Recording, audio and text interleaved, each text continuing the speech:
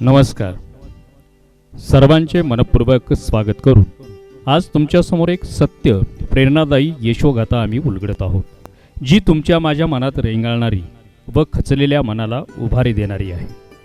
महाराष्ट्राची कुलस्वामिनी आई तुळजाभवानीचे वास्तव्य असलेल्या तुळजापूर तालुक्यातील व श्री प्रभू रामचंद्राच्या पदस्पर्शानं पावन झालेले रामतीर्थ आणि ऐतिहासिक भुईकोट नळदुर्गच्या किल्ल्याच्या लगत असलेले प्रसिद्ध कुलदैवत खंडोबाच्या वास्तव्यानं पावन झालेली भूमी म्हणजे अणदूर. याच गावाने महाराष्ट्राला दिशा देणारे व शिक्षण महर्षी माजी आमदार स्वर्गीय सीना अलुरे गुरुजी व माजी मंत्री सन्माननीय मधुकररावजी चव्हाण साहेबांसारखे द्रष्टे नेते दिले. त्यांच्याच आशीर्वादाने अनेकांचे आयुष्य सुखमय व आनंदी झाले. ज्यांचे जीवन किंवा संघर्ष, हाल अपेष्टा, भ्रांत, विवंचना, उद्याच्या जीवनाची चिंता या संघर्षामधून अनंत यातना भोगून तयार झालेल्या व्यक्तीची जीवनगाथा म्हणजेच लक्ष्मणराव व ज्ञानेश्वर माऊली चौगुले ही भावंडे होत. यांच्या जीवनाची कथा ही खूप रोमहर्षक आहे. अत्यंत गरिबीय कुटुंबात जन्माला येणं, घरची परिस्थिती दयनीय असणं, आई वडील अत्यंत गरीब, श्रमावर जगणारे, कुठून हाताला जेव्हा काम मिळेल तेव्हा घरची चूल पेटत असे.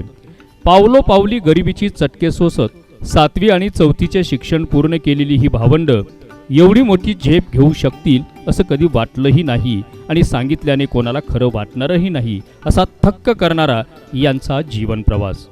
स्वर्गीय शंकरराव व श्रीमती चंद्रकला या दाम्पत्याच्या पोटी लक्ष्मणराव व ज्ञानेश्वर माऊली हे चिरंजीव, तर सौभाग्यवती अनिता, सौभाग्यवती सुनीता व स्वर्गीय सुशीलाबाई या 3 बहिणी असा यांचा परिवार.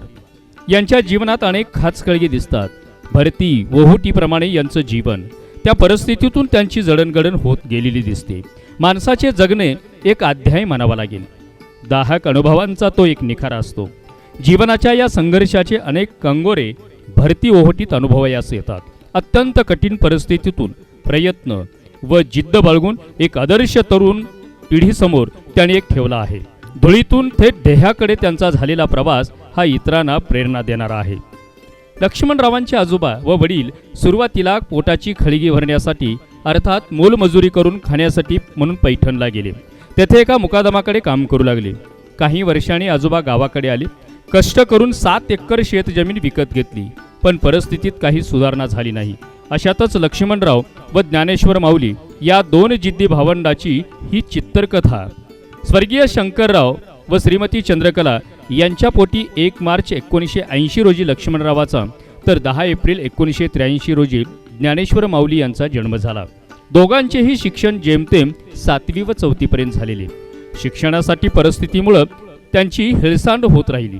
मोलमजुरीसाठी येडशी, किल्लारी, बीड, वैराग, पुणे, सोलापूर, कोकण, गड अशी अनेक गावे भटकंती करत राहिली. वसंतराव देशपांडे यांच्या कवितेतल्या पंक्ती येथे मला निश्चितच आठवतात. वाटेवर काटे वेचीत चाललो, वाटेवर काटे वेचीत चाललो, वाटले जसा फुला फुलात चाललो. खरं तर ज्या वयात पुस्तकात रमायला हवं त्यावेळी यांचे आयुष्य मात्र दगडावर हातोड्याचे घाव घालून तुकडे झालेल्या त्या खड्याकडे पाहत दुःखाच्या विखुरलेल्या ठिकऱ्यात आयुष्याचे सुख शोधायचे. असा हा शोधक वृत्तीचा चौगुले परिवार. लक्ष्मणरावांचे जवाहर विद्यालय अणदूर येथे शिक्षण झाले. तेथेच त्यांच्या प्रामाणिकतेचे धडे गिरविले गेले. परिस्थितीमुळे आणि शिक्षकांच्या भीतीमुळे त्याने गेवराई तालुक्यातील जिल्हा परिषदेच्या शाळेत प्रवेश घेतला. पण याच सुमारास दुर्दैवी घटना घडली. लक्ष्मणरावांचे वडील कैलासवासी शंकरांना यांना मासे धरायची फार आवड. मासे धरण्यासाठी बारूदचा वापर करीत. एक दिवस गोदावरी नदीत मासे धरण्यासाठी बारूद उडवत असताना त्यांच्या हातातच बारूद फुटला गेला आणि त्यांना कायमचाच एक हात गमवावा लागला. हा आघात एवढा मोठा होता, यातून चौगुले परिवार सावरेल की नाही यात शंका होती. पण लक्ष्मणरावाने 1993 साली 7वीतच आपले शिक्षण सोडले आणि सर्व जबाबदारी आपल्या खांद्यावरती घेतली. लक्ष्मणराव आई वडिलांबरोबर दगड फोडायच्या कामाला जाऊ लागले. रस्त्याच्या कडेला आई वडील दररोज दगड फोडायचे काम करायचे. त्यावेळी दिवसाला 10 रुपये मजुरी होती. किसन मुधोळ नावाच्या मुकादमाने त्यांचे जास्तीचे काम पाहून 30 रुपये हजेरीवर त्यांना कामावर घेतले. त्यावेळी त्यांना खूप आनंद वाटला. पुढे विजय नय्यर यांच्याकडे त्यांनी 6 महिने काम केले. तेथूनच सुभाष देशमुख साहेब यांच्याकडे काम करण्यासाठी ते गडावर गेले. आपल्याला अर्धवट शिक्षण सोडावे लागले, मात्र आपल्या भावाला खूप शिकवायचं ह्या हेतूने त्यांनी भाऊ ज्ञानेश्वर माऊली यांचा प्रवेश गेवराई तालुक्यातील जिल्हा परिषदेच्या शाळेत घेतली. भावाला शिक्षणासाठी आत्याकडे ठेवायचं ठरवलं, पण परिस्थिती नव्हती. आपलं शिक्षण झालं नाही याची खंत त्यांच्या मनात होतीच, पण आपल्या भावाला शिकवायचं याचा मात्र त्यांनी चंग बांधला होता. परिस्थिती बेताचीच.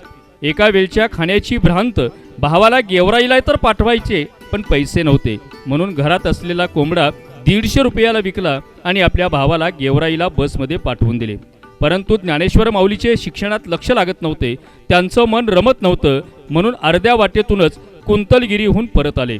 शेवटी चौगुले परिवारासाठी शिक्षण हे दुरापस्तच राहिले. पुढे ज्ञानेश्वर माऊली हे सुभाष देशमुख मालकांच्या गाडीवर किन्नर म्हणून काम करू लागले. पण माऊली फार खटपटी. काही ना काही करत राहणं हा त्यांचा छंद. भंगारातील बंद पडलेली स्कूटर त्यांनी बाहेर काढली व आपल्या बुद्धीच्या व चातुर्याच्या जोरावर ती बंद पडलेली स्कूटर चालू केली. सर्वजण मिळून गाडी चालवण्याचा आनंद घेऊ लागले. खाणीतून गाडी चालवताना त्यांना कसरत करावी लागली. उंची कमी असल्यामुळे उभे राहून तो ड्रायव्हिंग करायचा. मॅनेजरचा त्यांच्यावर पूर्ण विश्वास होता. किल्लारीकडील साईडवर रोलर चालवण्याची त्यांना संधी मिळाली. दोन्ही बंधूंनी प्रामाणिकपणानं काम करत सर्वांचा विश्वास संपादन केला होता. कामाचे ठिकाण बदलले की त्यांची धावपळ होत असे. ज्ञानेश्वर माऊलीचे त्यांचं एका ट्रकवाल्याने अपहरण सुद्धा केलं होतं. त्यांच्याजवळ असलेले 40 रुपये लुटले. माऊलींना कर्नाटकात ते घेऊन जात असताना माऊलीने अत्यंत चलाकीने त्यांच्या तावडीतून स्वतःची सुटका करून घेतली. घरी आल्यानंतर 2-4 दिवसांनी हा सर्व वृत्तांत आपल्या घरी सांगितला. घरातल्या सगळ्यांना वाईट वाटलं. काही हरकत नाही, तू सुखरूप आलात याचाच आम्हाला आनंद आहे. मग मात्र त्यांनी ठरवलं की ज्ञानेश्वर माऊलीला आता एकटे कुठे पाठवायचं नाही. दोन्ही बंधू मिळून एकाच ठिकाणी काम करू लागले. लक्ष्मणराव हे किरकोळ बांधायचे असल्यामुळे दगड फोडणे आणि ट्रॅक्टर भरणे त्यांना थोडंसं त्रासदायक होत. पण तरीही जिद्दीने ते दगड फोडत राहिले. ट्रॅक्टरवर ड्रायव्हिंग करणं व दगड भरणं अशी दोन्ही कामे ते करत असल्यामुळे त्यांना जास्त पैसे मिळतील अशी त्यांची एक पवित्र भावना होती. 11 रुपये ट्रिपवरती ते दगड फोडायचे. आई वडील आणि भाऊ अशी चौघं मिळून आठवड्याला 1000 ते 1500 रुपये ते कमवायचे. परंतु वडिलांना थोडंसं व्यसन असल्याने वडील उधारी करायचे. त्यामुळे कमवलेल्या पैशातला बराचसा भाग वडिलांची उधारी सारण्यातच जायचं. आई कोठून तरी पीठ उसणं आणायची आणि त्या दिवसाची भूक भागवायची. पण माऊली कधी खचली नाही.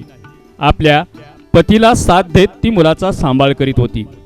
लक्ष्मणरावांनी सगळा कारभार आपल्या हाती घेतला आणि कष्ट करीत राहिले.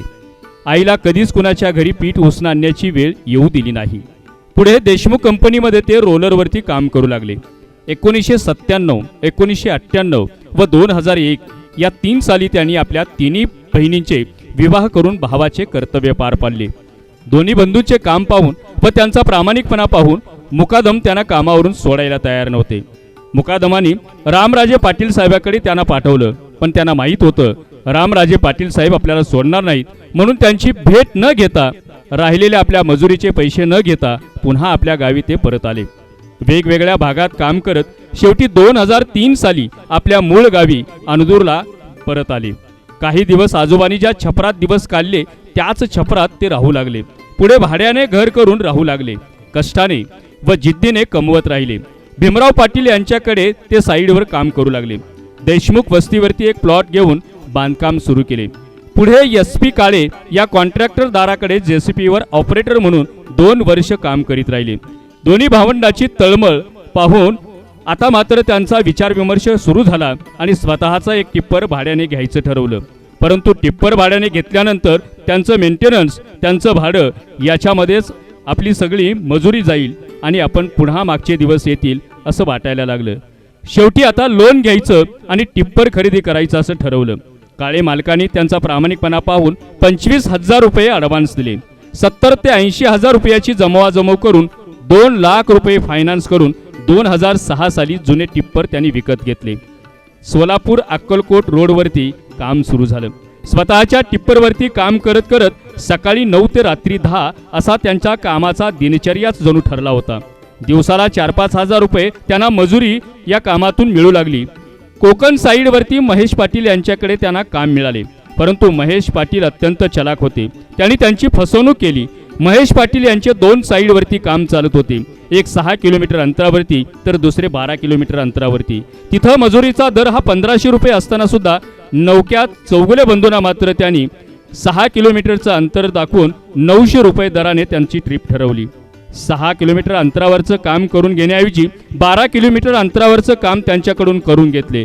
पण प्रामाणिक असलेल्या या भावंडांनी मात्र त्यांना कधीच दुखवले नाही. ते काम करीत राहिले. शेवटी कामाचे 40,000 रुपये त्या मालकांनी त्यांना दिले नाहीत. 3.5 महिने काम करून त्यांनी 2.5 लाख रुपये जमवले. त्यामुळे त्यांना खूप आनंद झाला. पुढे अजमेरा कंपनीकडे त्यांना काम मिळाले. तेथेही त्यांनी प्रामाणिकपणानं काम करत त्यांचंही मन जिंकलं. शेवटी तिथेही 15,000 रुपये त्या कंपनीकडून त्यांना मिळाले नाहीत. पण ते कधी खचले नाहीत. जिद्दीनं काम करत राहिले. एक दिवस प्रामाणिकपणाचं फळ नक्कीच मिळतं ही त्यांची धारणा होती. आपण टिप्पर घेतले आहे, कामाची माहिती आहेच, तर आपण खडी केंद्र सुरू करायला काही हरकत नाही असा मनोदय त्यांच्या मनामध्ये डोकावत होता. त्यांनी 2 वेळा तसा करारही केला. एका ठिकाणी महिन्याला 8,000 रुपये भाड्याने तर एका ठिकाणी 11,000 रुपये भाड्याने खडी मशीन घ्यायचं आणि स्वतःचं खडी केंद्र चालू करायचं असं ठरवलं. पण काही कारणानं तो करार फिसकटला. पण गप्प बसतील ते चौगुले भावंड कसली. त्यांनी स्वप्न पाहिलं होतं की आपण एक ना एक दिवस आयुष्यामध्ये एक यशस्वी उद्योजक व्हायचंच आणि त्या दिशेनं त्यांनी पावलं टाकायला सुरुवात केली. अनदूरच्या पवित्र नगरीमध्ये स्वर्गीय सीना आलुरे गुरुजी आणि सन्माननीय मधुकररावजी चव्हाण साहेब यांच्या मार्गदर्शनाखाली व त्यांच्या आशीर्वादाने अनेकांच्या जीवनाची वाटचाल सुरू होती. एक दिवस निश्चय करून धाडसाने त्यांनी चव्हाण साहेबांची भेट घेतली आणि त्यांच्यासमोर आपला मनोदय व्यक्त केला. खडी स्टोन क्रशर भाड्याने घ्यायचं त्यांनी मनोदय व्यक्त केला. साहेबांनी काहीतरी हा युवक करतो आहे, धडपडतो आहे ही भावना ओळखून भाडे तत्वावर त्यांना चालवायला मशीन दिले. पुढे चालून कष्ट करत राहिले. लक्ष्मी त्यांना प्रसन्न होत राहिली आणि धोत्री येथे त्यांनी स्वतंत्र खडी केंद्र उद्योग सुरू केला. त्यांच्या खडतर परिश्रमाच्या कष्टाचे सार्थक झाले. परिस्थितीत सुधारणा होत राहिली. चांगल्या स्वभावामुळे सातत्यानं त्यांच्याकडे ग्राहक येत राहिले. ज्ञानेश्वर माऊली जळकोट येथील अलियाबाद येथील खडी केंद्राचे काम पाहू लागले. दोन्ही ठिकाणी ही खडी केंद्र जोमाने सुरू होती. त्यातूनच त्यांच्या केवळ चांगल्या स्वभावामुळे, आपुलकीच्या प्रेमामुळे त्यांच्याकडे ग्राहक येत राहिली. धोत्री येथे 12 वर्ष खडी केंद्र चालविले. ज्या गावात आपण राहतो तिथेच हा उद्योग सुरू करायचं ठरवलं आणि SBI बँकेकडे त्यांनी कर्जाची मागणी केली. असा एकमेव ग्राहक असेल की ज्याला SBI बँकेने 5 कोटीचं कर्ज मंजूर केलं आणि त्याच जोरावरती आज अनदूर परिवारातील या कबाडे वस्तीवरती या नवीन खडी केंद्राचा उद्योग चौगुले परिवाराचा सुरू होतोय आणि त्याचा शुभारंभ आज पार पडतो आहे. चौगुले परिवारातील लक्ष्मणराव आणि ज्ञानेश्वर माऊली परिस्थितीमुळे त्यांचं शिक्षण होऊ शकलं नसलं तरी मात्र आपल्या पाल्याकडे त्यांनी शिक्षणाकडे दुर्लक्ष केलं नाही. एक मुलगा सिव्हिल डिप्लोमा, मुलगी पदवीचं शिक्षण पूर्ण करून UPSCची तयारी करते आहे, तर एका मुलीचं शिक्षण 12वी, एका मुलीचं 8वी शिक्षण घेते. ज्ञानेश्वर माऊलीची एक मुलगी 7वी, दुसरी 6वी, तर 2 मुलं मतिमंद आहेत, परंतु ते प्रेमानं त्यांना जपतात, काळजी घेतात. हेही या परिवाराचं वैशिष्ट्य म्हणता येईल. अशा या चौगुले परिवाराचा हा आजपर्यंतचा पाहिलेला प्रवास हा खरंच थक्क करणारा आहे आणि प्रेरणादायी आहे. त्यांनी खाल्लेल्या खस्ता, त्यांनी काढलेले कठीण दिवस आणि त्या काळात त्यांनी दाखवलेला संयम हेच आजच्या यशाचे खऱ्या अर्थानं गमक आहे. त्यांच्या आजपर्यंतच्या या वाटचालीला आपल्या सर्वांकडून सलाम. अशीच त्यांची उत्तरोत्तर भरभराट होत राहो. त्यांच्या मनातील सर्व स्वप्न साकार होत या सदिच्छा त्यांना देऊयात. पुन्हा एकदा चौगुले परिवाराचे अभिनंदन आणि खूप खूप साऱ्या शुभेच्छा. धन्यवाद.